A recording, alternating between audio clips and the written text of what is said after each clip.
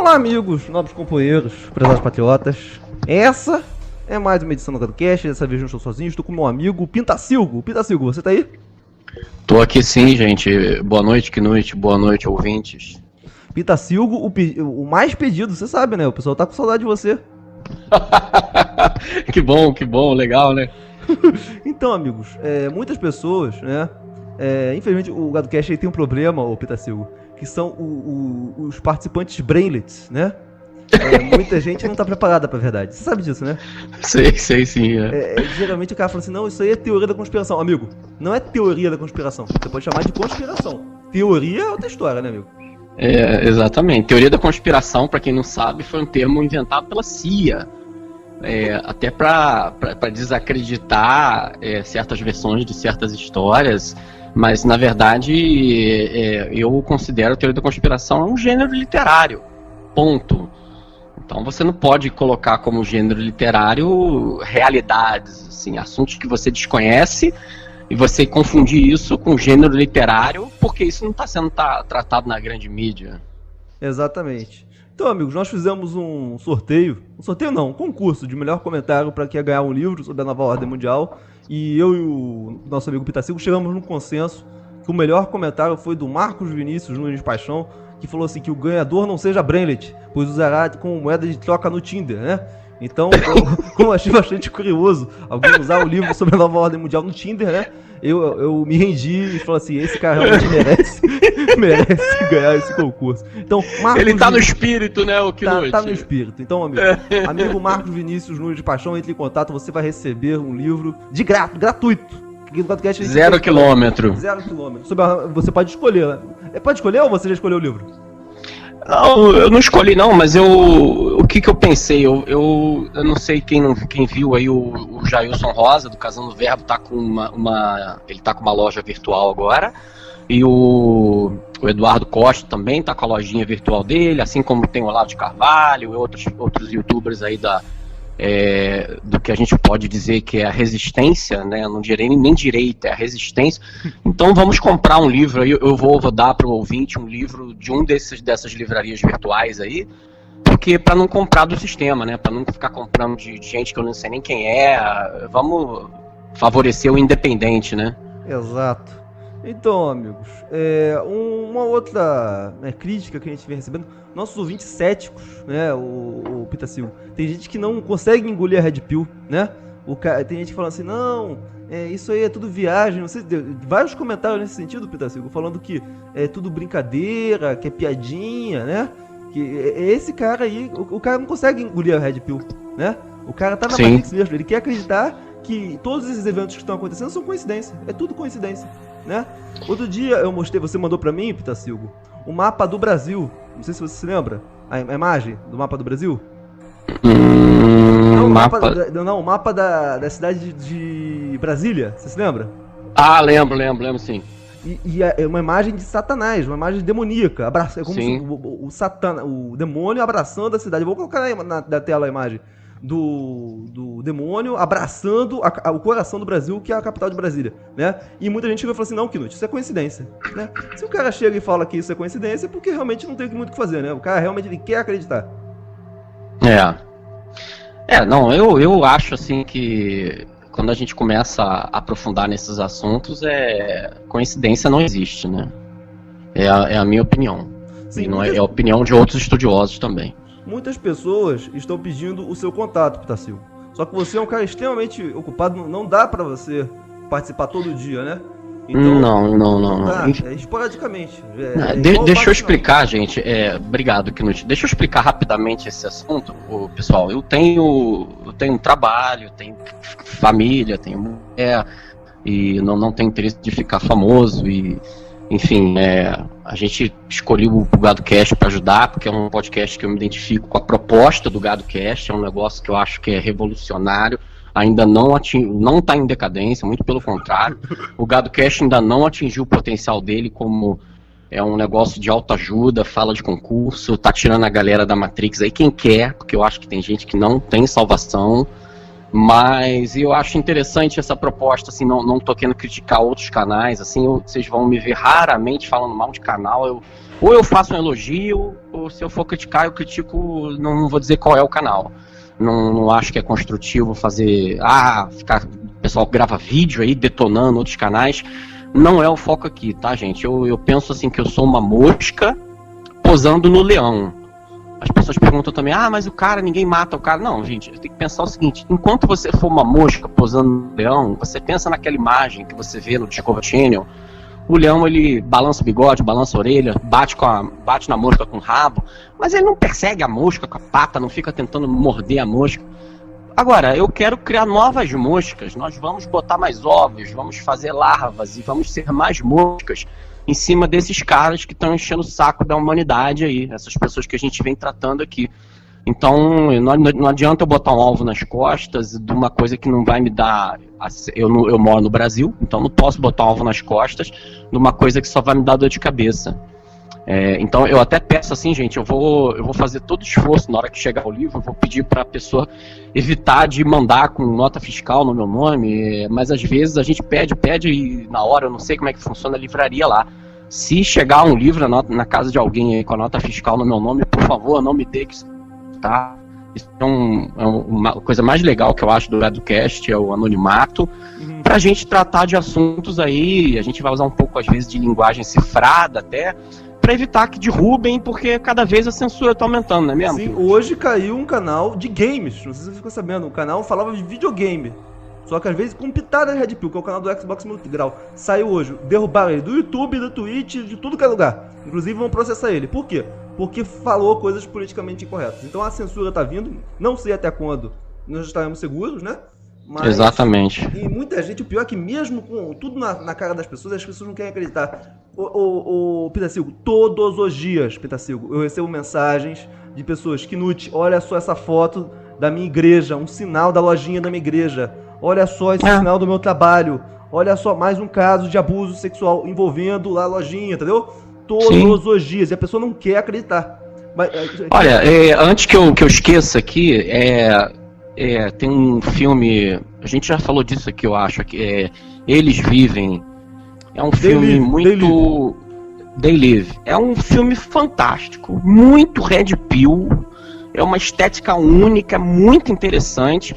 Então, aquela metáfora do filme, gente, vocês tragam para a vida real. Eu já falei, a águia, por exemplo, como é que ela acha o roedor? Ela enxerga infravermelho. Então, quando o roedor ele urina em volta da toca dele, a águia, 2 km de altura, ela vê aquilo como se fosse uma tinta de lumicolor, que brilha para a águia. Então, o babaca do rato tá lá mijando lá, e ele mal sabe que quando a luz do sol bate na urina seca, a águia enxerga aquilo brilhando. Nós não enxergamos. Então, quando você começa a estudar o ocultismo, a simbologia, a numerologia, vai se abrir um mundo para você que estava lá o tempo todo. Só que se você não conhece, é como você pensa no alfabeto, coitado. Minha mãe diz, coitado, né, gente? Imagina, vai no supermercado, vai na banca de jornal, vê aquele tanto de símbolo, de número, tudo por imagem, ele só conhece figura, ele tem que ter, se não tiver um café desenhado na embalagem, ele não sabe o que é café. Ele tem que ir no supermercado pedir ajuda para todo mundo, ele tá com um bilhete de avião, de ônibus, ele tem que perguntar para a pessoa onde é que é a plataforma, ele não, coitado, porque ele não conhece nem a língua portuguesa. Agora, ninguém é obrigado a conhecer a linguagem numerológica e a dos sinais. Mas se você não conhece, não quer dizer que não exista. Existe há milhares de anos e eles se comunicam por essa linguagem. A partir do momento que você aprende esse assunto, vai se abrir um novo mundo para você, igual quando eu fiz um intercâmbio nos Estados Unidos, fiquei 3 meses estudando inglês, morando num hostel, o mundo mudou, porque músicas que eu ouvia quando era criança, eu nunca imaginei que significava, dublagem de filme que foi feita errada. Hoje em dia eu escuto a música e falei, putz, essa música significa isso, eu nunca imaginei, aquilo é automático, você vê filme sem legenda, você abre um novo sentido na sua vida. E isso te dá um alcance que é o mesmo alcance da criança que se alfabetiza. Quando você se alfabetiza na língua inglesa, na língua dos sinais, na numerologia, você vai expandindo em seus sentidos. Essa é a ideia dessa série nossa aqui, Knut, é convidar as pessoas. Eu volto a dizer, gente, quem tenta assistir a série desde o início, eu não sou o dono da verdade, vou cometer imprecisões aqui, a gente está estudando assuntos que por definição, eles botam informação errada no sistema para levar botar o labirinto com saídas, entradas sem saída, né, becos sem saída para você se perder. A gente vai tratar disso hoje, de um assunto que tem muita desinformação em cima, justamente para jogar uma cortina de fumaça sobre a história verdadeira. Agora, quanto mais gente pesquisando, né, Knut, mais fácil é da gente ter uma noção do que pode ter acontecido.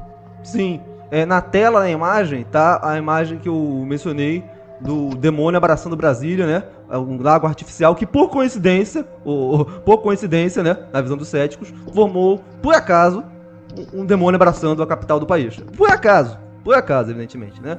Então, tem alguns temas que nós não vamos poder falar hoje por questão de tempo, que é a questão dos anônimos, que fez aí várias informações aí, muito desencontradas, ô Pintacilgo. Coisas que a gente sabe que é verdade, outras coisas que a gente sabe que são politizadas. Então, é preciso a gente, como nós somos um canal sério, a gente tem que depurar o que é verdade e o que não é, né? Então, então nós não vamos falar de determinadas coisas, né? Mas, desde já, mas isso vai ficar pros próximos episódios, né? Um outro ponto que a gente tem que levar em consideração, né? É que é muito engraçado, né, o Pintacilgo? Porque o que os caras falam é um círculo de aquele Jeffrey Epstein, né? Teria um sócio no Brasil, né? E esse sócio no Brasil seria dono de uma rede de modelos, né? Que apresentaria como a rede do Epstein era uma rede de pirâmide de abuso sexual infantil, né? Que uma modelo apresentaria outros modelos de 15, 16 anos para milionários, né? E segundo o que vazou aí na Anonymous, milionários riquíssimos brasileiros, envolvendo até a política brasileira, estariam envolvidos, né? Que é exatamente aquilo que nós falamos no último podcast. Ou seja, só está se conformando. Enquanto vocês estão falando que aqui é teoria da conspiração, tudo que a gente está falando aqui está se confirmando. A história está acontecendo, está se escrevendo aos nossos olhos, né? A gente é parte da história e já dizia, né, cara, eu gosto muito desse versículo da Bíblia, né? Não há nada oculto que não venha a ser revelado. E o tempo chegou. Sim. Chegou, eles não conseguem mais segurar. Então, só pra finalizar, porque tem algumas pessoas que falam assim, não, mas isso aí é teoria da conspiração. É pegar um monte de informação desencontrada e fazer parte de um grande plano. Amigos, você acha que o Elon Musk tem mais de 1 milhão de seguidores? Ele tweetou, take the red pill. Do nada, take the red pill. Você acha que ele tava fazendo menção à Matrix? Por acaso. Ele botou lá, take the red pill. A Ivanka Trump, essa semana, né? Postou lá foto de um bode. Por acaso. Por quê? Podia postar foto dela. Postou foto de um bode. O que significa isso? Né? Cheque conhecimento. Exatamente, né? Inclusive a gente vai fazer um podcast só sobre o Elon Musk, né? Eu tô fazendo aqui uma pesquisa sobre o Elon Musk, o Pintacilgo. E é como esse cara é enrolado, hein? Sim. Dele, ele fez um Instagram só pro filho dele, um Instagram andrógeno pro filho, como se o filho fosse XARD, não sei o quê. E só fotos bizarras eu mostrei pra você. A mulher dele, extremamente envolvida com o satanismo, todas as imagens dela você vê que são satânicas, fazendo até uma alusão à Virgem Maria. Ela parece que ela tirou a cor azul do olho, né? Porque parece que os satanistas também sabem essa questão do olho. Amigos, nós vamos fazer um podcast só sobre a questão do Elon Musk e outro só sobre as denúncias dos anônimos. Mas hoje nós vamos falar sobre a cidade perdida de Akaku. O que é Akaku, ô Pintacilgo? Akakor. Akakor. Então, vamos lá. Gente, desde o descobrimento das Américas existe a lenda da cidade do Eldorado, né? É uma cidade feita de ouro, revestida de ouro, com pedras preciosas, e que essa tribo que teria erigido ou que abriria esta cidade, ela já está extinta, e a cidade foi tomada pela floresta. Então, já teve aquele filme Alan Quarterman e a Cidade de Ouro Perdida, que é baseada na lenda dessa cidade. Mas esses assuntos como o Egito, como a Babilônia, como Baalbek, como Tiwanaku, todas as pirâmides que tem conhecidas hoje aqui no planeta Terra, quando eu falo desses assuntos, a gente vai antes do dilúvio, pré-Bíblia, pré-Jesus Cristo, pós-Jesus Cristo. Mas então, eu quis trazer um tema de pirâmide dentro do Brasil, mais especificamente na Amazônia brasileira, para a gente ter essa noção de que a gente não está fora dessa história toda mundial de extraterrestres, Anunnakis, ETs, seja lá como vocês quiserem chamar, que fizeram construções que não teria como o homem ter feito naquela época, e até hoje tentaram reproduzir em pequena escala, com tecnologia moderna, e desmorona. Não se consegue construir o que se construiu na Bolívia antes de Cristo, o que se construiu em Baalbek. Não se sabe como se transportaram essas pedras da Ilha de Páscoa. A gente sabe que foram civilizações pré-diluvianas, mas não se sabe quem e nem por quê. Então, eu falei de várias coisas até hoje, mas eu não tinha falado. Tem isso no Brasil? E tem. A resposta é tem. E qual é o histórico? Vamos lá. Em 1920, o coronel Percy Fawcett, o inglês, ele veio para a Amazônia para procurar essa cidade. E ele desapareceu. Nunca mais foi visto. É curioso que vocês perguntando vocês procurando no YouTube, eu achei um vídeo do neto dele, falando dele, só que falando em português. Aquele português de inglês. Ou seja, tem uma elite mundial aí, a mesma elite que manda no nosso controle, que faz essa matrix que a gente vive, eles estão extremamente interessados aqui no nosso território, gente. Eles estudam a fundo o nosso território, a nossa história, o nosso povo. Eles estão nas empresas, nos meios de comunicação, na política, porque, vamos lá, o seu avô desaparece no Brasil e depois você vem para cá para aprender português. Enfim, é só um pequeno ponto, Knut. Aí vamos lá. 1960, tinha um piloto suíço no Acre. Ele estava lá no meio da selva amazônica e ele encontrou um índio branco, magrelo, sujo, com uma pena amarrada numa tanga, e o índio pediu comida para ele, só que pediu comida para ele em alemão. Aí o piloto achou muito estranho e falou, não, me conta essa história. Pagou um almoço para ele e contou toda a história para ele, de por que ele fala alemão, por que ele é louro, por que ele é branco, por que ele está na Amazônia. O piloto achou aquilo fantástico. Voltou para a Alemanha ou para a Suíça, porque esse índio tinha dito para ele que ele era filho de um cacique, de um chefe indígena brasileiro, com a mãe que era uma freira missionária alemã, que ensinou ele a falar alemão. Entendeu? E ele dizia que o povo dele ainda existe, vive numa cidade subterrânea chamada Acacor, no meio da Amazônia. Na Amazônia, entendeu? E ele é descendente da tribo dos... No meio da Amazônia. Ele é descendente da tribo dos Ugamoalas. Ugamoalas? Ungulala. Ugulalas. Sim. Ugamongulala. Ugamongolala. Exatamente. É o nome. Essa tribo, quais as características dela? Eles são seres humanos normais, porém brancos, não são pardos igual o índio brasileiro. Eles são brancos e têm 6 dedos ao invés de 5. E ele diz que essa tribo existe há 13 mil anos. Entendeu? Voltando esse piloto para a Alemanha, ele conta a história para um amigo dele, jornalista, chamado Karl Brugger. Entendeu? Karl Brugger. Esse Karl Brugger, ele acha a história fenomenal e vem para o Brasil encontrar esse índio. E ele chega até Manaus e chega lá, ele encontra o cara que já era muito conhecido na região, o nome dele é Tatum Canara. Vejam bem como é que é a coisa. Esse Karl Brugger veio da Alemanha e falou, não, eu preciso conhecer esse cara. E conheceu Tatum Canara.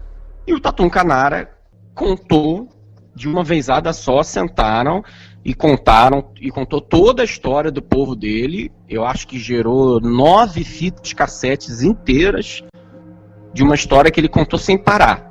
O Tatum Canara falou pro cara a história do povo que morava... do povo Ugamongolala de Acacor. Ugamongolala de Acacor. Ugamongolala. Ugamongolala. Sim. Então, mas o que tinha no resultado das fitas? Sim. Então, as fitas... Vamos lá. Isso foi em 1972, tá? Portanto, governo militar. Gravem bem isso, gente. Governo militar é a Constituição de 1988, antes da redemocratização. 1972, isso aconteceu. Em 1976, o Karl Brugger, ele publica Die Chronik von Nackerkorps, em alemão. Entendeu?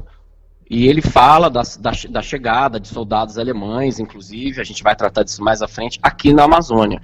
O livro teve um impacto muito violento na Alemanha e na Europa, foi traduzido para várias línguas e foi proibido.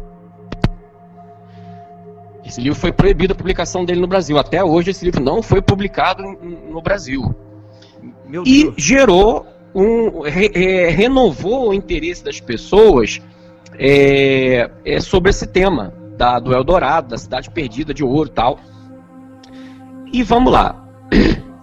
E começou a ter um fluxo de pessoas aqui para o Brasil para conhecer, tentar encontrar essa história. O que a gente... bom, rapidamente, vamos falar do livro aqui. Eu li o livro todo, tá, gente? Infelizmente não deu para fazer um apontamento mais perfeito aqui, porque a gente está numa época, né, que a gente vem conversando muito sobre isso, os assuntos vão se sucedendo numa velocidade alucinante, a gente quer cobrir tudo, a gente quer... foi muita coisa, foi escondida nossa durante muitos anos, então surge um tópico, eu tenho que tentar resumir ele, jogar para o público, porque daqui a pouco eu já preciso passar para um outro tópico, e eu daqui de repente 15, 20 dias, um mês, um outro tópico. Mas basicamente, o que fala o livro A Crônica de Akakora? Eu terminei de ler esse livro hoje e eu Alô? fiquei assim, muito ansioso para trazer isso para o ouvinte. Oi, tá ouvindo? Sim, o que você descobriu no livro? Tá ouvindo, Knut? Estou te ouvindo, no câmbio.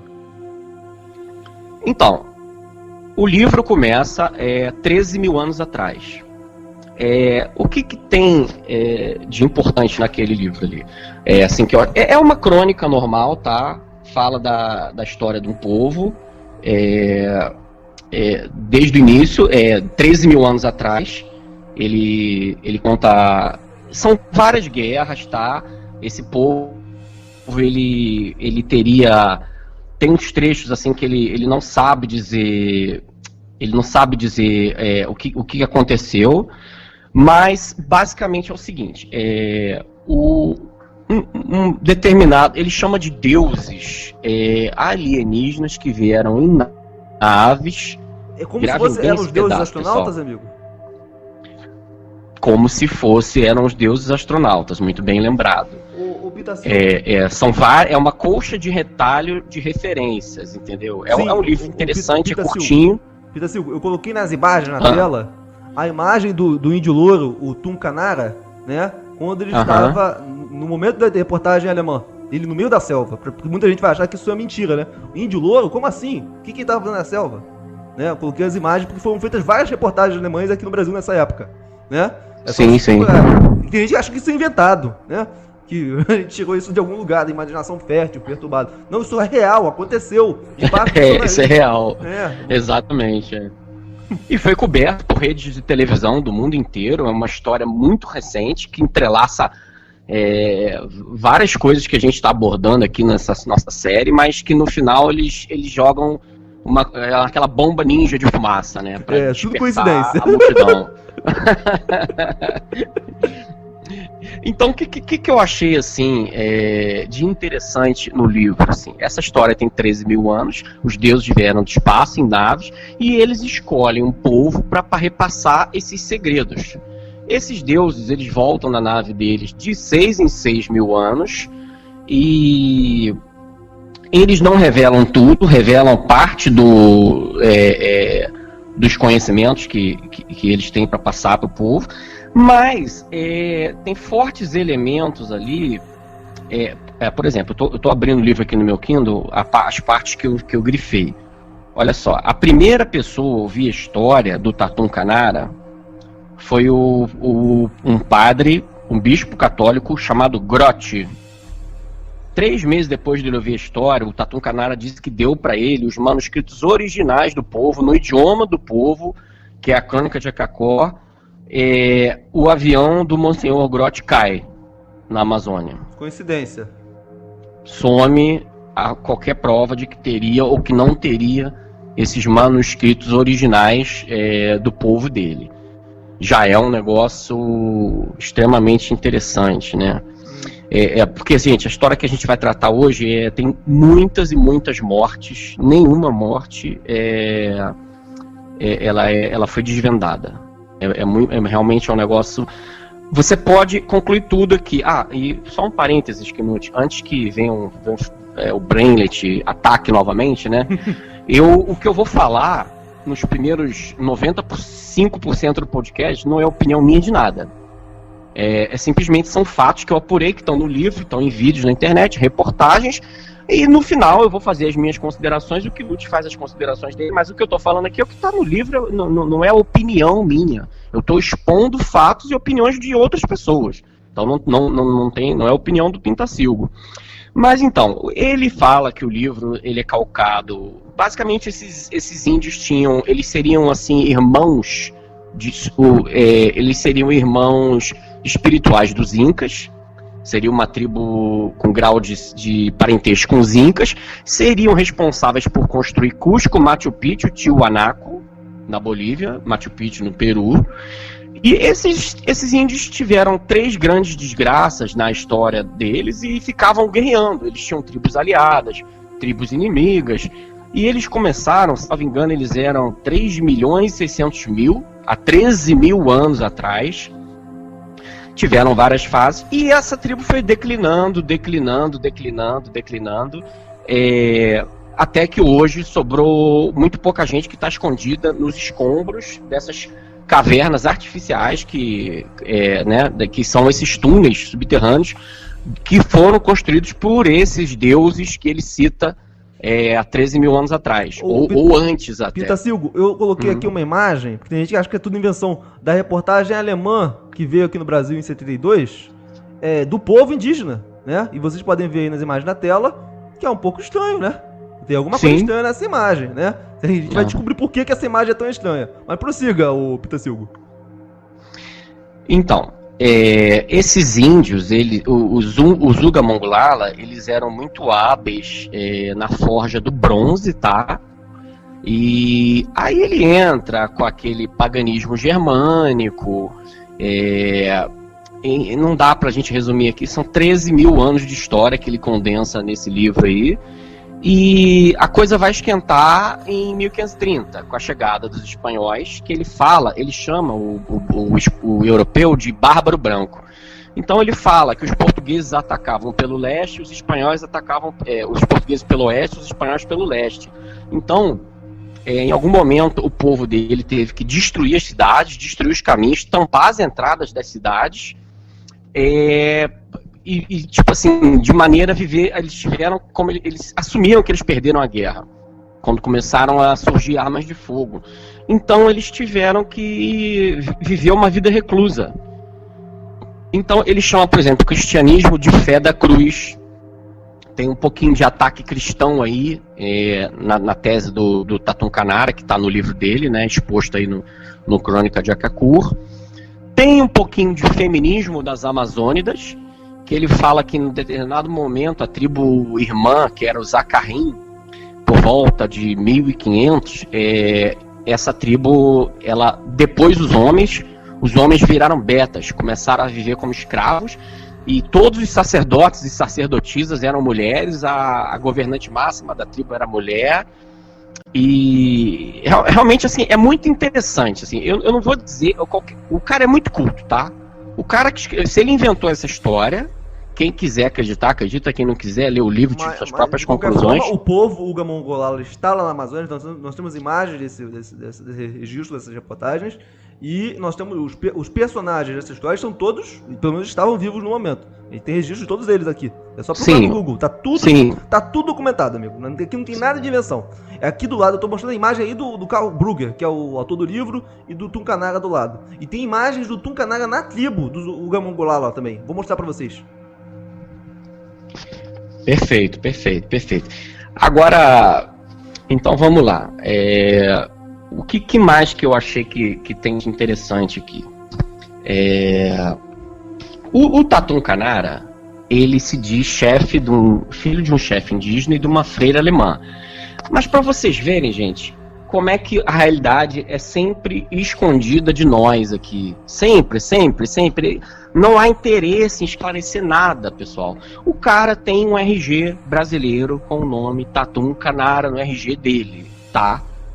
Ele mora em Barcelos, no Amazonas, desde 1979. E ele é um guia turístico muito famoso lá na Amazônia. Inclusive, ele trabalhou na expedição do Jacques Cousteau na Amazônia. Eu lembro que eu surtei com essa expedição quando eu era criança. Um dos meus maiores ídolos de infância foi o Jacques Cousteau, tá? Isso foi, o Jacques Cousteau tem aqui no nosso apontamento, vamos ver que foi um explorador das antigas, nos anos 80, que ele explorava é mergulhador. 83. Ele era mergulhador no caso também, né? Isso, 83, tá? Ele veio na Amazônia e gravou um especial que foi exibido em capítulos na época, acho que na televisão, na TV Manchete, né? O Tatum Canara, ele também inspirou o último Indiana Jones, que é o Indiana Jones e o Reino da Caveira de Cristal, de 2008. Só que eles mudaram um pouquinho, algumas, claro, né? Mudaram várias coisas, mas inspirou o filme. Pra não dar na cara, né? E manter também a lenda, né? Então, na verdade, o cara, ele criou essa lenda, chame-se o que quiser, tal. Mas, assim, outra coisa. Em algum momento, quando ele começou assim, esse cara foi investigado pela polícia peruana, pela polícia americana, pela polícia dinamarquesa, pela polícia brasileira e pela polícia alemã. Ele tem mandado de prisão em aberto no Peru, ele lutou em guerras de tribos indígenas no Peru, ele fala línguas indígenas. Então, o governo alemão tem uma posição de que, na verdade, ele seria Hans Richard Gunther Hauck. Ele teria nascido em Grube am Forst, perto de Coburg, na Baviera, em 1941. Ele teria abandonado uma mulher lá, com 3 filhos. Inclusive, uma vez, uma TV alemã trouxe a mulher dele no Brasil, tá? A mulher se encontrou com ele. Ele teria assumido, ninguém sabe se é verdade, porque o sistema, né, gente? A gente está aprendendo aqui. O sistema não desmente as coisas. Eles jogam mais informação por cima para gerar confusão. Então, a mulher dele veio aqui e parece que chorou, que ele encontrou com ela, tal, o que por si só não prova muita coisa, porque no final aqui eu vou tecer as minhas considerações. Agora, só um outro parênteses, gente, sobre a história dos alemães com a natureza brasileira. Quem é da área de biologia aí, eu não sei se vocês já ouviram falar, por exemplo, a joia da arte sacra paraense, me ajuda aí, que está na igreja central, na matriz de Santarém, é uma cruz de 1 metro e... ela tem 1,81 m, salvo engano. É uma cruz vermelha? Não, ela é uma cruz que o Von Martius, deixa eu digitar aqui, cruz de Von Martius. O Von Martius, ele naufragou em Santarém, tem 100 e poucos anos, e no meio do naufrágio ele fez uma prece.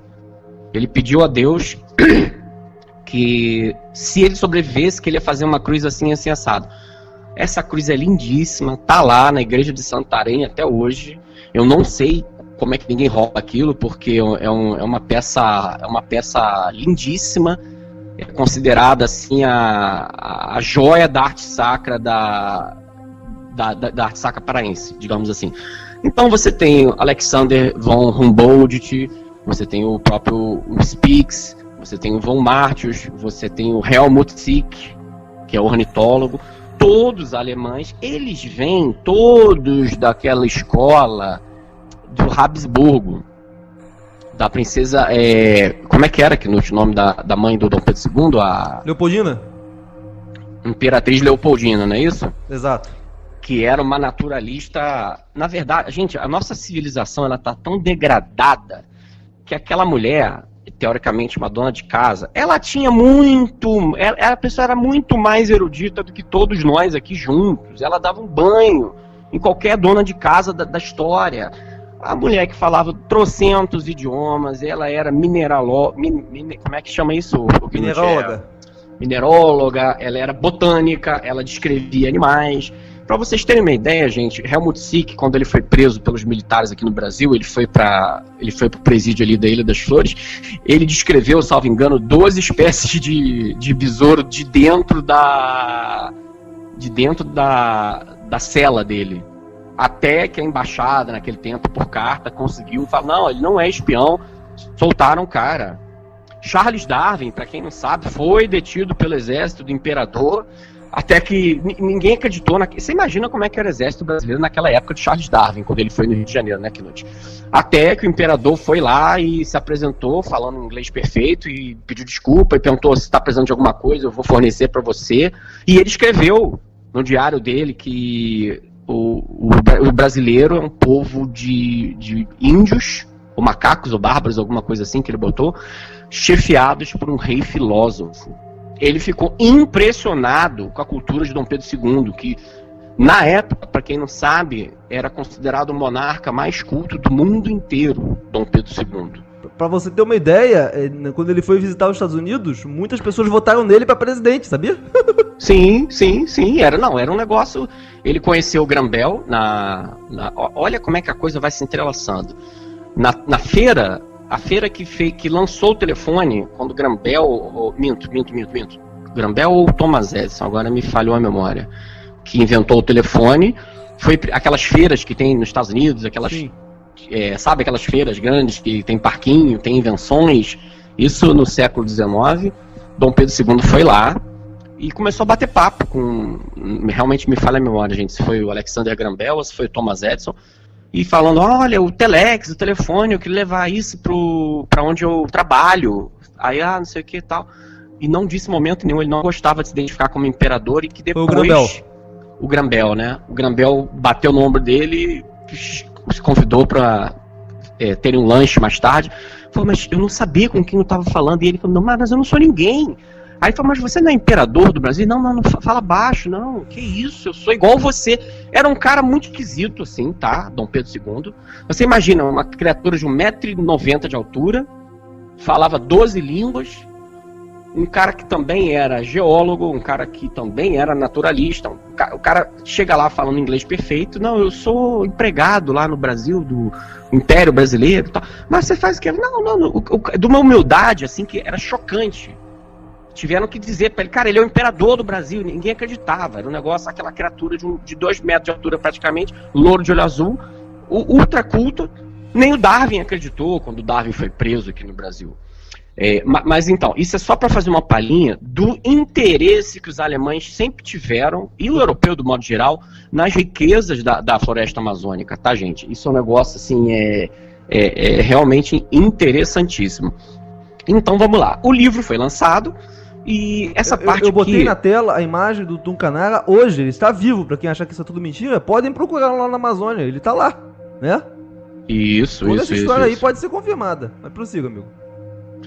Olha só, em 1977 teve um outro europeu, o Art von Däniken. Ele também foi em Manaus, tá? Ele contatou também o Tatum Canara, e o Tatum Canara falou para ele que ainda tinham 3 cidades habitadas no interior da floresta, que seria Akrim, Akakor e Akanes. E que nessa Akrim tinha um objeto que foi entregue aos sacerdotes mongolalas milhares de anos atrás pelos deuses. E segundo a lenda do povo, quando o objeto começa a cantar, é o momento dos deuses retornarem à Terra. E que isso estava acontecendo ultimamente. Então, o piloto que primeiro fez o contato foi encarregado pelo Däniken de ir até a Akrim pegar esse objeto. Aí ele armou uma expedição junto com um militar brasileiro chamado Roldão Pires Brandão. Um arqueólogo. Pra quem não sabe, o Erich von Däniken é o escritor do best-seller Eram os Deuses Astronautas, né? Exatamente. Então, quando a expedição estava 2 dias de Acarim, tivemos que voltar. Porque o Roldão deu um tiro no próprio pé dele. Literalmente, não é no sentido figurado, não. Aí, segundo a revista Ancient Skies, ele teria feito isso de propósito para impedir a expedição de prosseguir. Olha como é que o negócio assim, eu vejo aqui, gente, digitais de agências, eu não vou dizer agências secretas de segurança, mas agentes, digamos assim, agentes que eu digo no sentido de gente que atua, de jogar fumaça na história e levar a gasto de dinheiro num caminho que não vai dar em nada, percebe, Knut? No sentido de dissuadir de encontrar o que realmente há por trás dessa história. Agora, se não tivesse nada, né? Exatamente. Lá daquele Tebilu, né? Aí não, eles iam fazer um monte de peregrinação, tá vendo, gente? Exatamente. É tudo mentira, tá bom? Às vezes eles mesmos colocam esses trouxas aí pra desacreditar o movimento, né? Pra que as pessoas fiquem mais presas ainda na Matrix. Mas quando é real, aí eles fazem tudo, aí tudo acontece. Aí é muita coincidência que acontece, né, Pita Silva? Exatamente. Aí vamos lá. Antes ainda da Constituição de 88, tá? Governo militar, tá, gente? Governo militar, a gente não precisa dizer aqui qual é a fé deles, né? Aquela fé que sempre reinou no Brasil, que estava mais forte em 1984, né? Mas o Karl Brugger, ele é morto na praia de Ipanema com um tiro em cima da tatuagem que ele tinha no coração, que ele copiou do Tatum Canara. O Tatum Canara tem uma tartaruga tatuada no peito.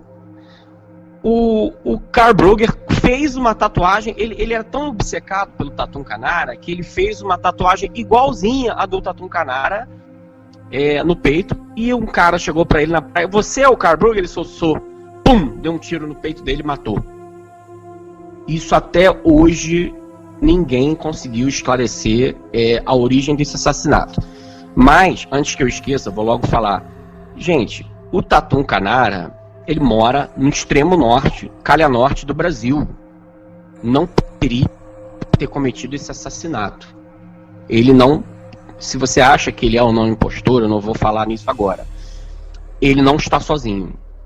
Porque, vamos lá, eu morei na Amazônia há 5 anos, eu conheço muito bem a Amazônia, eu conheço realmente muito bem a Amazônia, tenho um grande carinho pela região amazônica, mas o cara que é guia de Amazônia, ele do Rio de Janeiro, ele está perdido. E o cara que é guia no Rio de Janeiro, na Amazônia, ele está perdido. Então não teria como ele ter achado o Karl Brugger em Ipanema e dado um tiro nele. Ele tem que ter pessoas cooperando com ele para a história ter tomado as proporções que tomou nesses anos todos. Concorda, Knut? Com certeza. Mas então, o assassinato dele é muito complexo, né? Existem várias teorias de quem teria matado o Karl Brugger, né? Muitas pessoas acreditam que ele chegou too close, né? Ou seja, chegou perto demais, então é um jornalista alemão, né? Que, infelizmente, chegou muito perto da verdade, então, por causa disso, eles tiveram que apagá-lo. Essa é a teoria que a maioria das pessoas acredita.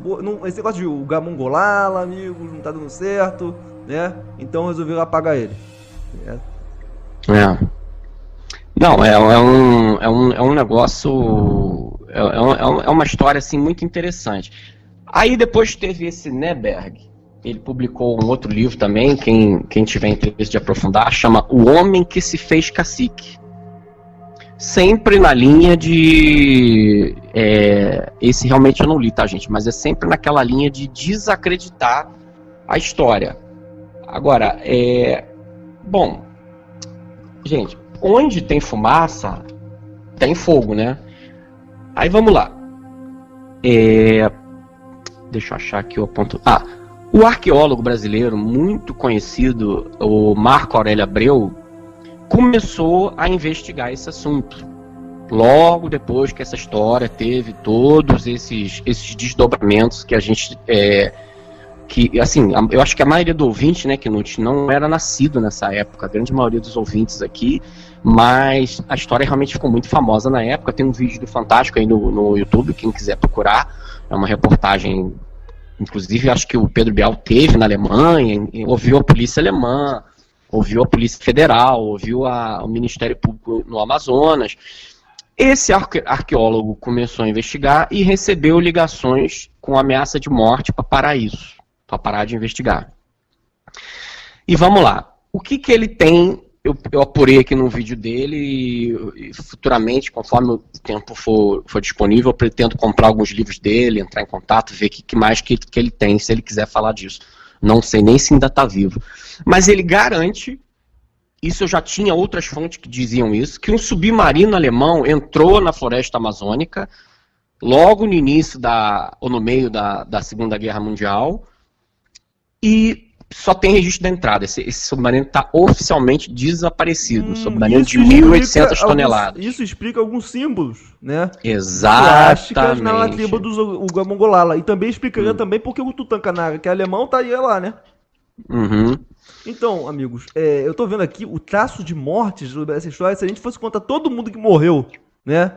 Tentando descobrir a verdade sobre isso aí, o podcast ia durar 5 horas, né? Mas morreu muita gente, cara. Depois vocês podem procurar no Google. É muita coincidência, né, ô Pitacil? Uhum. Não, um negócio, é realmente uma história, assim, interessantíssima, né? E vai ficando só mais interessante, né? Gente, agora, uma coisa, assim, que também não é opinião minha, assim, é história, tá? A gente sabe que Vargas e outros militares brasileiros eram muito simpáticos ao governo de Hitler, né? E o que acontece? O que antes de Hitler, é preciso que as pessoas entendam que o espírito do que eles chamam na Alemanha de Geist, eu acho que isso começou uns 100 anos antes de Hitler. E o Hitler faz essa referência do homenzinho vermelho que falava no ouvido dele, que seria o Geist. Geist é espírito em alemão, acho que a tradução melhor seria isso. Esse Geist, ele guiaria a civilização ariana, loira, de olhos azuis, para o Terceiro Reich, que duraria 1000 anos, e esse espírito ele vem inspirando os alemães desde os primórdios das tribos germânicas. Então, ele tinha essa ideia, o Knut, de expansão da civilização alemã para além do território alemão. Foi um dos pivôs esse da Segunda Guerra Mundial. Então, assim como ele mandou expedições à Antártida, a gente já falou disso aqui. Não, ele também mandou expedições lá para o Nepal, lá para... Exatamente, para o Egito, a gente sabe procurar o que muito bem. Exatamente. Mandou para a Amazônia. Fazer turismo, amigo. Ele foi fazer turismo no Egito. Ele mandou expedições para a Amazônia para procurar. Temos que pensar o seguinte, ouvintes. O Reich estava com uma quantidade de dinheiro infinita. Devido às guerras e pilhagem que o Hitler promoveu, eles estavam com muito dinheiro, então tinham submarinos, estavam pesquisando o disco voador, né? A gente já falou disso aqui, isso não é invenção nossa, que são fatos históricos. Se obtiveram ou não, eu não estou dizendo que obtiveram ou que não obtiveram, gente. E eles estavam pesquisando a fabricação de disco voador, com tecnologia do Tesla, entre outros. E ele mandou uma expedição aqui, como os alemães sempre fizeram e continuam fazendo. Mandaram expedições aqui na Amazônia. E entre 1939 e 1941, a referência que eu encontrei, que foram 2.000 soldados alemães chegaram na Amazônia. Vários morreram e tem essas lápides que o Knut colocou aqui no vídeo, que estão ao longo do Rio Amazonas, lápides com a suástica de soldados alemães que eles enterraram. Porque toda e qualquer expedição na história da humanidade nesse porte, está previsto que vai morrer muita gente, porque os caras não tinham anticorpo para malária, para as doenças que nós temos aqui na Amazônia. Quem já morou na Amazônia sabe que o cara que chega do sul lá, primeiro ano é doente o tempo todo. Não é qualquer um que aguenta, não. Ali o negócio tem que ter 3 bolas no saco para fazer uma expedição daquela na mata. E o Tatum Canara falou que quando acabou a guerra, vários pinaram para Argentina, Buenos Aires, Uruguai, Chile, estão lá até hoje, porque eu visitei essas regiões e a concentração de alemães lá é enorme. E a gente sabe que o Mengele morreu no Brasil, todo mundo sabe disso, já foi provado. Mas alguns alguns nazistas ficaram lá, casaram com índias da tribo Uga Mongola e se miscigenaram com esse povo, que já era branco. Então, guardem essas palavras. O povo já era branco, eles não tinham características indígenas tradicionais, os Uga Mongolala. Os remanescentes eram poucos. Se casaram, né? Se casaram no sentido bíblico, tá, Knut? No sentido espermático da coisa. Sim. Mas, enfim, eles se fundiram mesmo. Falaram, não vou voltar. Como era na época que os portugueses degradavam pessoas ao redor do mundo, jogava bandido aqui no Brasil e falava, amigo, se fode aí, daqui a 3 anos eu volto. Voltavam 3 anos depois, o cara estava casado com uma índia, cheia de filho, falando idioma, já sabia onde é que tinha ouro, sabia o que era venenoso, o que podia comer, os caminhos, os rios, os lagos. Isso nada mais é do que uma técnica de prospecção. E os índios, por outro lado, muito sabiamente, aplicavam a técnica do cunhadismo. Sim. Você sabe o que é o cunhadismo, né, Knut? O que é o cunhadismo? Cunhadismo é o seguinte, eu te dou a minha irmã para você casar com ela.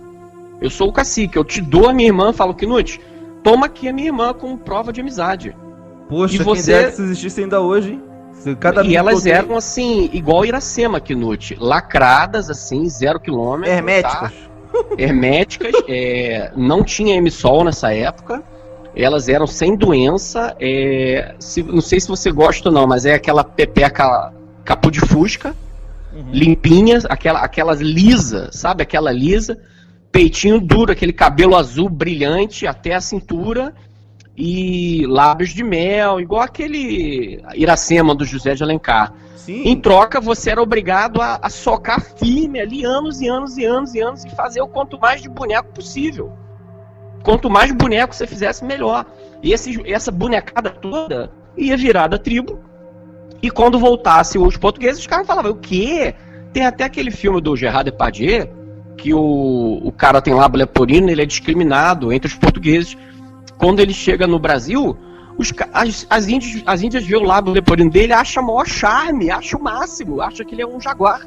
Fala, nossa, você é um jaguar. E o cara, você imagina que você é um beta, você é jogado na Amazônia, e de repente as mulheres, você é o homem mais lindo que eu já vi na minha vida, e fazer fila pra te madeirar.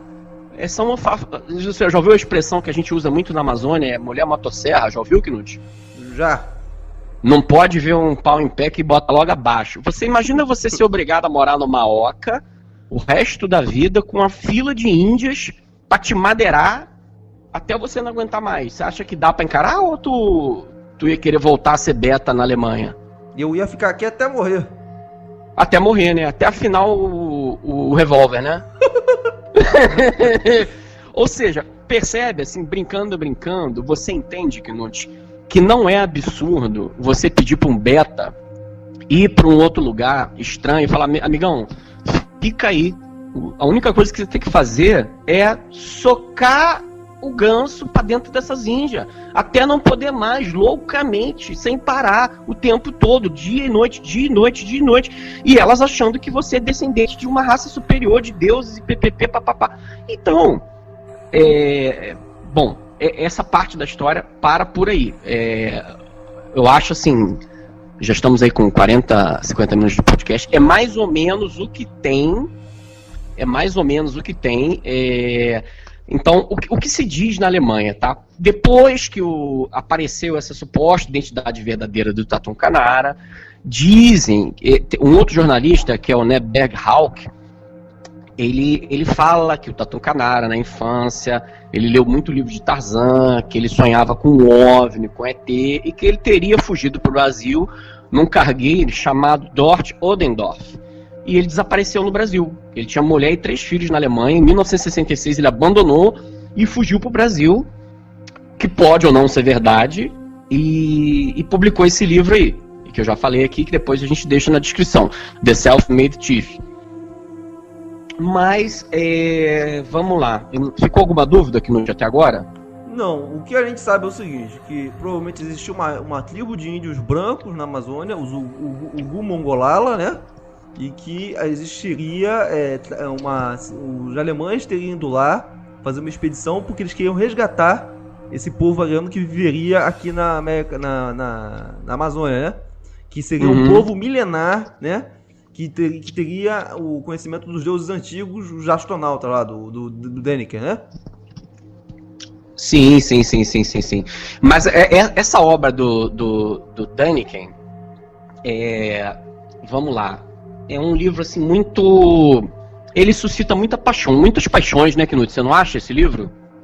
Eu vou te falar, tem algumas coisas que fazem sentido, outras não. Mas aí já fiz vários outros livros depois, corrigindo, retratando, né? Mas eu acho interessante a proposta do livro. Não, a proposta é muito interessante, mas de tudo isso que a gente falou até aqui, Knut, você quer ir para as considerações finais? O que você acha que é a verdade? Não falamos aqui uma cidadã, ela era uma Red Nose dinamarquesa que veio atrás do Tatu Canara e que também, numa expedição para achar a Kakor, sumiu, desapareceu. Teve um outro cara também que foi numa expedição também com o Tatu Canara, apareceu o esqueleto dele com um tiro na cabeça no meio da mata. Então, assim, o Tatu Canara, a fama dele em Barcelos é o quê? Ele tem hoje em dia mulher e filhos em Barcelos. A filha dele é uma loura, Red Nose, maravilhosa. E, bom, ele fica no mato, ele some. Ele fica dias e dias, semanas, sumido no meio do mato. Gente, não é qualquer um que consegue fazer isso sem apoio, sem suporte. A Amazônia é muito hostil. E aí, de repente, ele aparece, some. Ninguém sabe o que ele faz 24 horas por dia. Então, Knut, diante de tudo isso que a gente está colocando aqui, qual que é a sua opinião? O que você acha que que tem muito por trás complicado, disso? porque alguma coisa muito estranha tem na história do Tatu Canara, né? Muitas pessoas morreram na floresta com ele, né? Então, até pessoas...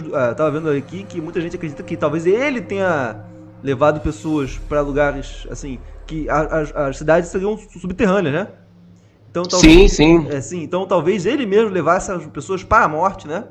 Então é muito complicado, né? Porque ninguém voltou para contar a história, só sobrou ele, né? Talvez esse segredo morra com ele, né? Mas por que eu quis trazer essa agenda aqui pro Gado Cash? Quando eu comecei a escrever essa agenda, eu descobri que salvo engano, é o próprio Facebook. Eu vi isso aí na internet, que eles vão começar uma série agora em loco sobre a Kakor. Eu achei isso interessantíssimo. Parece que é em agosto. Eu acho que o Facebook agora tá tipo a Netflix. Eles estão fazendo umas séries. Vai começar uma série. Mas eu já te adianto que é essa série, cara. Vai ser igual aquelas, tipo, alienígenas do passado. Fala com o objetivo de desacreditar, né? De desacreditar. Mas o que eu acho, o que eu vejo nessa história toda, através das digitais, a minha opinião, agora, pela primeira vez no podcast, eu vou dar a minha opinião pessoal. Eu não tenho... aí já é um juízo de valor de tudo que eu estudei aqui nesses dias que eu tô preparando a série, né? Acreditem ou não. Tem possíveis motivações nessa história. A primeira é mais óbvia, o próprio ouro. Se a cidade é feita de ouro, não custa nada, né? Se você vai oferir, sei lá, 1 tonelada de ouro, não custa nada você gastar alguns milhares de dólares, mandar algumas expedições, pagar mateiro para procurar isso aí para você. Concorda comigo? Quem não arrisca, não petisca. Você, é igual você procurar ouro no oceano, naqueles navios naufragados, enfim, você tem que investir. Eu tenho uma série no Discovery que eu acompanho, aquilo custa dinheiro. É comida no alto mar, é combustível, navio, mini submarino, não sei mais o que. Para procurar o Galeão Santo Agostinho, que naufragou na costa brasileira, que dizem que foi o navio com a maior quantidade de ouro que naufragou até hoje no mundo inteiro, uma carga de ouro absurda, jamais foi encontrado. E ainda tem gente gastando muito dinheiro para encontrar esse Galeão Santo Agostinho. As pedras também, que a gente sabe que esses indígenas eles achavam pedras, por exemplo, o Muiraquitã, que eles faziam com jade, amazonita. Então, eles já tinham aquela ourivesaria que a mulher do modo geral, a mulher eu digo no sentido de humanidade, sempre gostou. Então, eles tinham essas pedras, usavam como moeda e tal, e teoricamente esses templos, o templo do sol, o templo da lua que tinha em Acacó, eram forrados de pedras, então era um jeito deles irem atrás dessas pedras, ou talvez até de outras riquezas, além de ouro e pedras preciosas. Mas o que eu também estou achando que é uma agenda que o sistema está empurrando goela abaixo agora em 2020, que ela tem tudo para estourar nos próximos anos aí, é a agenda Alien, Knut. Exato. A agenda Alien, a gente já falou dela aqui, olha como é que casa. A elite conecta, né, no final. Os aliens. Exatamente. A elite, ela planta para colher. Ela planta no passado. Olha planta 30, 40 seriados anos. de Alien que saiu nesses últimos tempos aí. É a elite global massageando nossa imaginação. Massageando, exatamente. Como a agenda de adaptar, monstro. né? Exatamente. Agora os Estados Unidos lançou a quarta força bélica, né? Que é a Space. Como é que chama, Knut? A Space. Que agora eles têm exército, marinha aeronáutica e a frota espacial. Eles têm um exército espacial agora. Então, aí surgem várias hipóteses, né? A primeira hipótese, dessa subhipótese Alien. Eles vão forjar, igual o Orson Welles fez, um ataque alienígena. Pra quê? Vamos unir o mundo contra os aliens. E aí, bota 10% no contra-cheque de todo mundo aí. Cada país dá 10% do PIB pra combater os aliens. Aí vai entrar o Elon Musk, vai entrar esse cinturão de como é que chama? Satélites que o Elon Musk já lançou. Ele não vai lançar, gente. Ele já lançou. Os satélites do Elon Musk já estão em órbita do planeta, tá?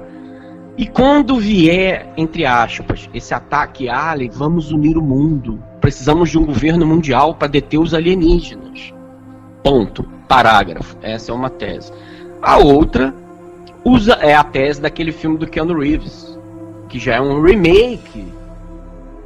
Aquele filme que os alienígenas são bonzinhos, tem tudo a ver com a tese da Crônica de Acacor, do livro que a gente falou hoje. Eles são bonzinhos, a gente está destruindo o mundo, eles vieram ajudar a gente a um novo pacto, vamos repactuar. E essa segunda tese, ela pode vir revestida de Jesus Cristo ou não. Ela pode ser esses alienígenas que ele fala no livro, esses deuses, que a gente sabe muito bem quem são esses deuses, tá? E vai ser assim, olha, vocês estão destruindo a natureza, comendo carne vermelha, caçando com arma, para com tudo isso, vamos nos unir, vamos fazer amor, vamos copular e vamos todos juntos viver muito bem. Então, na minha opinião, esse livro, eu acho que o Tatum Canara, ele tem o apoio desses grupos, dessas sociedades. Para quem não sabe, gente, eu já trabalhei com poceiro. Quem trabalha com poceiro, quando você quer grilar uma área, grupos financeiramente muito poderosos, o que você faz? Você dá um salário mínimo para um cara e uma cesta básica, o cara fica anos e anos e anos e anos de cavalo, de cachorro, faz um barraco numa área gigantesca no meio da mata. Aí, sem ninguém perceber, ele começa a fazer cerca e forjar provas de que aquilo ali tem 5 anos, pelo menos. Ele vai fazendo cerca, benfeitoria, casas, e antes que alguém expulse o dono da terra, bota um advogado e entra na justiça com uso capião. E aí o cara, depois ele compra a terra do poceiro que ele mesmo injetou lá dentro, entendeu, Knut? Sim. É o golpe mais antigo do Brasil. Então, na verdade, eu acho que esse Tatum Canara, ele foi convidado ou pelo governo alemão, ou pelo serviço secreto alemão, ou pelo serviço secreto nazista, deem o nome que vocês quiserem, falou, vai pra lá, acha a cidade, guarnece essa cidade, quando alguém procurar sobre ela, você desvia a atenção. Ou mata, né? Ou mata, ou desvia a atenção. Enquanto isso, você vai trabalhando de guia, vai esporrando nas Índias, vai largando boneco, você vai ser um cara assim que quando alguém falar em Akakó, vai associar o nome Tatum Canara. E por trás, os nazistas estão lá, dentro das cidades, que eles acharam, e estão lá tirando ouro, ou fazendo a fortificação deles, ou eles se juntaram com aquela tese que eu falei aqui, que o Marconi teria forjado a própria morte, e estaria numa montanha nos Andes, subterrânea, que ele cavucou, o Marconi teria, junto com cerca de 20 cientistas de ponta da época dele, desapareceu, forjaram a própria morte, pegaram todo o dinheiro que eles tinham e falaram, vamos fazer pesquisa científica sem interferência de nenhum governo. Então eles cavaram uma base numa montanha daquela e estão lá de boa, com os discos voadores deles guardadinhos lá. A tecnologia alienígena, né? A tecnologia, entre aspas, alienígena. Que é o que o Hitler queria pegar aqui no Brasil, né? Que era o que o Hitler queria pegar aqui no Brasil. E outra coisa também que eu achei curioso, só a título de... Quem não sabe, gente, o metrô do Rio de Janeiro foi cavucado com aquele tatuzão, essa última linha do metrô. O tatuzão é uma tecnologia alemã. É uma máquina de $1,5 milhão, salvo engano, que ela cava pedra. Ou seja, o alemão ele é um cara de ponta nisso aí. Quem me garante que durante essa epidemia de coronavírus aí, os caras não levaram de navio um tatuzão desse lá pra Amazônia? Num lugar desse inacessível? Ou até fizeram isso logo naquela época da guerra? Pegaram um tatuzão desse primitivo aí e estão lá cavucando túnel, construindo bunker. Sabe-se lá, a elite ela nunca parou de fazer bunker, continua fazendo bunker até hoje. A gente já falou disso aqui. Então, é muito... Olha como é que as coisas vão se encaixando. Essa sociedade, essa tribo, eram 13 cidades, hoje só tem 3, elas têm ligação subterrânea por túneis de pedra, mas depois, devido às catástrofes, guerras, eles mesmos derrubaram parte desses túneis para evitar invasões e para se proteger também. E hoje é todo mundo louro. Quem achar essa tribo vai dar de cara com uma porrada de louro de olho azul lá. O Pitacilgo, nesse exato momento, recebeu uma mensagem de um amigo nosso que está escutando ao vivo, falou que o pai dele é caminhoneiro, e uma vez ele estava no meio da mata, né, e encontrou com 2 índios louros, né? Então, talvez seja uma coincidência, mais uma coincidência. Mas o que me parece um pouco óbvio, o Pitacilgo, é que existem comunidades indígenas no Brasil que ainda são inacessíveis, né? Sim. E que, basicamente, talvez o Tatu Canara tenha acesso, através de uma trilha, ou através de um túnel, alguma coisa, a esse tipo de sociedade antiga, no caso, né? Que no caso... Antes que eu esqueça, um dado aqui que eu esqueci de mencionar, nessa época, do auge dele, década de 80, um avião da FAB, da Força Aérea Brasileira, caiu na Amazônia, nessa região, fazendo algum tipo de missão, e os caras foram capturados por uma tribo hostil. E eles acharam que eles eram essas tribos isoladas que você está se referindo. E eles iam comer esses militares brasileiros. E o Tatum Canara foi lá e negociou a liberação dos militares. Então, o que a gente sabe é que ele ficou muito amigo de pessoas do Exército Brasileiro, das forças das Forças Armadas Brasileiras, e essas pessoas têm dívida de gratidão com ele. Então ele é um cara que tem fortes amizades. Ele é um cara bem relacionado. Ele não é um Zé Cuzeba que fica lá sujo no meio do mato, não.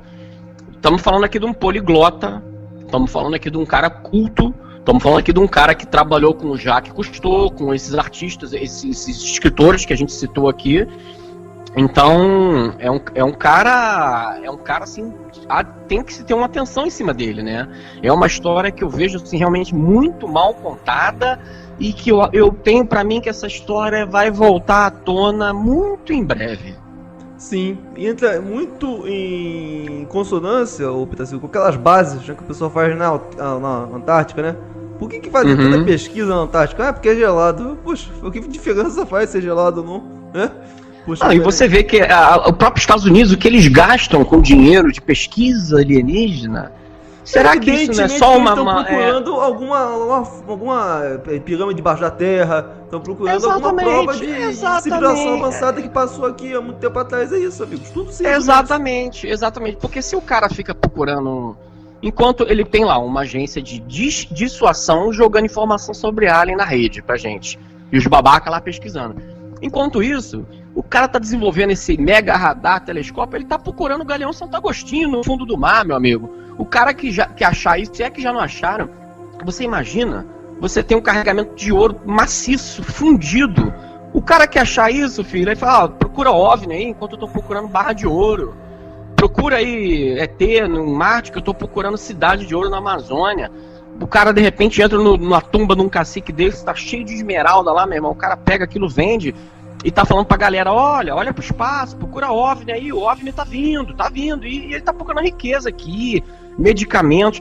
A gente sabe, Knut, eu morei na Amazônia, tem hotéis que não estão listados em lugar nenhum, que só recebem gringo na Amazônia, no meio da mata, e que a segurança é feita por mariners aposentados americanos, por mercenários. Você chega lá, os caras estão falando alemão ou inglês lá dentro, ou francês. Você não vai achar esses hotéis em OLX em lugar nenhum. O exército brasileiro não entra lá, sabe que eles estão lá, mas não entra. Então, pra gente... A mensagem que eu queria deixar aqui: o Brasil é terra de ninguém. Fugitivo, ladrão de banco, sempre fugiu pro Brasil e continua fugindo. Você vê, um cara desse que teoricamente a Alemanha já falou que ele é cidadão alemão, o cara tem RG com outro nome brasileiro e ninguém tira esse RG dele. O governo brasileiro não tá nem aí, o cara, entendeu? A gente simplesmente não tem como uma versão oficial da verdade, o que é.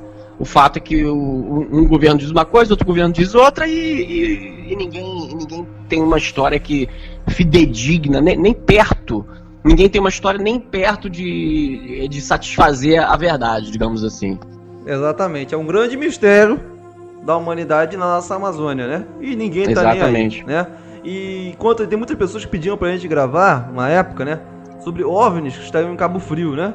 E que extremamente, né, pousaram num paiol uma fábrica de armas do governo, né? E eu achei interessante que foi o pessoal que tava lá, que milhões de pessoas assistiram, né? Porque tava uma coisa escandalosamente vista por milhões de pessoas, vi que morava ali na região do Lago do Rio, né? E viram que o negócio caiu. Olha só que parada o negócio, que estranho, né? Um objeto caiu de forma chapada, como se fosse do tamanho de um ônibus, caiu. Do nada, né? E depois veio um monte de OVNI em volta. O que dá a entender o quê, ô Pitacil? Que foi um acidente deles, né? E eles vieram resgatar o sobrevivente, talvez? Ou foi um conflito deles, né? Ou foi alguém pra fazer uma missão de, sei lá, pra avistar, pra fazer alguma coisa, né? Só sei que do mesmo jeito que eles vieram, eles voltaram. E o objeto que caiu no chão, os exércitos já no outro dia não tinha mais nada, né? Tudo sumiu, né? E segue a vida como se nada tivesse acontecido, né? Ô Knut, você viu um filme recente, eu vi ele tem 15 dias, que a Mossad vai na Argentina pegar história verídica. A Mossad vem na Argentina depois do Holocausto para pegar um judeu desse... Judeu não, mito.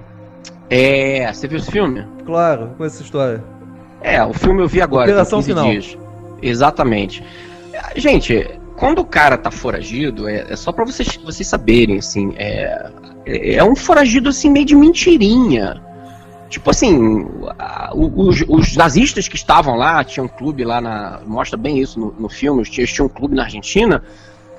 Assim, você não fica gritando aos quatro cantos que você é nazista escondido na Argentina, mas todo mundo meio que sabe. Você já começa a botar vereador, seus parentes vêm te visitar na encolha. Se você quiser um chucrute, o nego manda pra você pelo correio. Se você quiser, você tá entendendo? Uma coisa assim, não é um negócio assim. Se esses caras tiverem essa tecnologia, como eu acho que eles estão nessas bases se escondendo, eu acho que eles devem pegar esse disco voador de vez em quando, à noite, aí de madrugada, na velocidade que eles devem viajar, a gente não sabe. Eles vão lá na Alemanha e ver os parentes deles, e os parentes deles também são picas dentro do sistema, né? São não vão falar nada porque foram criados dentro dessa filosofia. Aí vai lá, dá um beijo nos parentes, abraça, pega um tanto de chucrute e cerveja, embarca salame lá no disco voador, volta aqui pra América Latina, vai pra Antártida. O que esses caras fazem é igual a história do satanismo, né, o Knut? É um negócio oculto pra gente. Pra eles é normal, é do dia a dia deles, eles se reconhecem. Mago César, falando exatamente aquilo que já tínhamos falado, né? Quanto custa o preço de um ritual satânico, de um pacto com entidade, né? Ele falou de forma aberta, confirmando tudo que a gente já falou. Tipo assim, o pessoal não acredita, tem gente aqui que é ateu, Pitacil. Quer dizer que isso é tudo brincadeira. Você pode não acreditar em Deus, amigo, mas se você não acreditar no satanismo, que ele tá agindo, que ele governa o país, você é um imbecil. Tô errado, Pitacil? Sim, tá certíssimo. Então é isso aí, amigos. Muito obrigado aqui pela participação do Pitacilgo. Muito obrigado mesmo. Espero que você possa voltar em breve. O que não tem faltado são novidades, né? Infelizmente, tô só confirmando o time aqui dos entre aspas, conspiracionistas, né? Só verdade. Isso. Aí eu fico imaginando como que eles estão falando. Não, isso aqui é coincidência. Isso aqui também é coincidência. Então outra coincidência, né? Enquanto pra gente... Posso dar mais um último recadinho que você falou aí? Cara, mandar um abraço aí pro Mago César. Eu entrei no canal dele, conheci aqui pelo Gado Cash, já tá com um vídeo só, peguei o canal no início. Ô, Betaiada, tudo que vocês quiserem saber pra melhorar de vida, tá aqui no Gado Cast, tá no Roger da Cidadezinha, tá ali no Mago César. Não, tem gente que botou em comentários aqui quando a gente falou de concurso, mas diante de tudo isso vale a pena? Porra, moçada, claro que vale a pena. A GPEM tá aberto aí, exatamente, 8 mil reais de salário, gente. Antes que o mundo acabe, vamos passar pra AGPEM. Amigos, DPEM hoje é o último dia. Faltam 4 horas pra vocês se fazerem a matrícula lá no DPEM, caso alguém queira, né? Eu nem sabia disso. Faltam 4 horas. Se alguém quisesse fazer um concurso, porque a maioria dos concursos é tudo adiando, né? O único que vai sair é o DPEM. Então, amigos, antes de reclamar... Segurança pública. A vida pode acabar o mundo daqui a 3, 4, 5 anos, mas você com dinheirinho, meu irmão, você vai ser alfa lá na cidadezinha, você vai ter seu dinheiro, comprar tua moto, comprar teu carro. Uma hortinha. Exatamente, vai ter conforto, você vai poder tomar vinho, sair pra balada, você vai ser visto de outra maneira. Ouçam aí o Mago César, ouçam o Roger da cidadezinha, ouçam o Gado Cast, os caras não desanimem. E isso aí, moçada, foi um prazer, Knut, mais uma vez estar aqui. Então é isso aí, amigos. A verdade está lá fora. E também aqui no Gado Cash. Então até a próxima. Dá tchau pra eles. Tchau, galera. Obrigado, amigo.